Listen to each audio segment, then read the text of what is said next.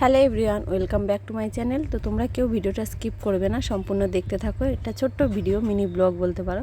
তো দেখো আমাদের বাড়ি কতদূর তৈরি হলো সেটা তোমাদের সাথে শেয়ার করছি। আর এদিকে বর্মশাই অনেকগুলো কাপড় চোপড় দিয়ে গেছে, সেগুলো ধুলাম। তারপরে দেখো রান্নাঘরটা অনেকটাই বালি, সেই জন্য গোবর দিয়ে একটু লেপে নিচ্ছি। তারপরে চলে গেছিলাম আমরা মেলায় চড়ক দেখতে। দেখো বড়শি ফুটিয়ে কীভাবে চড়ক করছে। তো এটা আমরা কোনো দিন দেখিনি ছোটোবেলার থেকে, এই বিয়ের পরে দেখছি আমরা। কারণ আমাদের ওখানে চড়ক গাছে কোমরে দড়ি নিয়ে ঘুরতো, কিন্তু বড়শি ফুরিয়ে কোনো দিন ঘুরতো না। তো দেখে টেকে চলে আসার পরে আমরা চলে গেছিলাম আবার সেই মিষ্টির দোকানে, যে আমার বান্ধবী, তো বান্ধবীদের সাথে দেখা করতে। দেখো ওরা দুজনেই মিষ্টির দোকানে জিলিপি বানাচ্ছিলো। তো বলছে কী করছে, বলো একটা ভিডিও করছি তোমাদের। তো তারপরে দেখো পয়লা বৈশাখের পরের দিন এটা ভিডিও। পয়লা বৈশাখ বর্মশাই নিয়ে এসছে কষা মাংস।